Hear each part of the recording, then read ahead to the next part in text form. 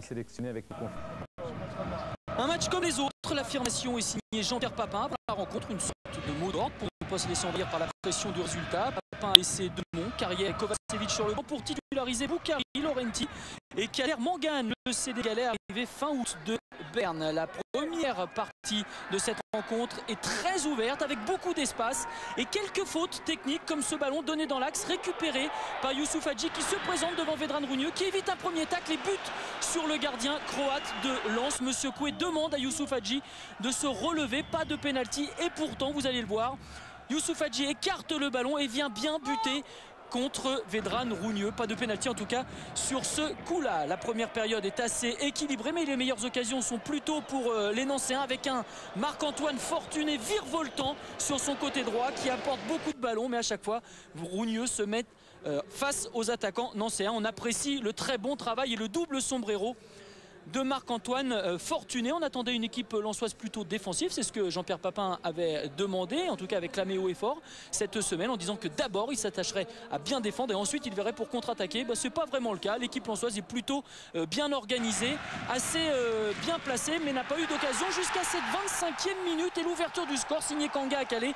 Un but refusé pour une position de hors-jeu totalement imaginaire. Regardez à Calais sur la ligne des 5,50 m au moment où le ballon est dévié par Harouna Dindan. À Calais n'était pas hors jeu, le but était totalement valable. 0-0 pourtant dans cette première période. Il reste encore une action à voir. Elle est nancéenne avec une tentative de loin de Pascal Béranguer, bien repoussé encore une fois par Vedran Rougneux sur un ballon très flottant, très difficile à prendre, mais encore une fois l'international croate est présent et vous n'avez pas fini de le voir dans cette partie. La deuxième période débute bien pour des Lensois pourtant malmenés, mais sur ce cafouillage de la défense nancéenne, Hilton prend le ballon, entre dans la surface et but sur Michael Chrétien. Penalty, dit monsieur Coué, penalty tout à fait réel.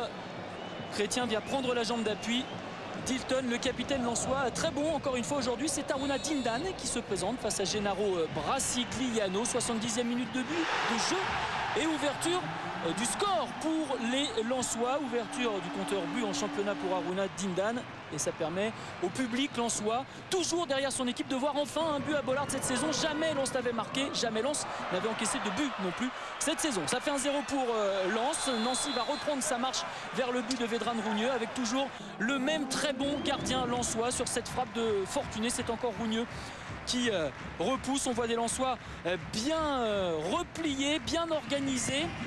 Jean-Pierre Papin a organisé un stage de 4 jours au Touquet dans lequel il s'est attaché à appuyer sur la cohésion du groupe, sur le collectif. Et bien cette cohésion va se voir dans cette fin de rencontre où les Lensois vont faire bloc face aux attaques répétées des Nancéens. Les dernières consignes de Jean-Pierre Papin et le dernier rebondissement de cette partie, c'est l'expulsion d'André Luis pour un deuxième carton jaune. Ce sera important, pas forcément pour la fin de cette rencontre, mais pour la suite du championnat, puisque jusqu'à présent cette charnière Puy-Grenier-André Luis avait donné entière satisfaction, était l'une des meilleures du championnat. Dernière occasion pour Nancy avec cette frappe de Malonga repoussée par Rougneux.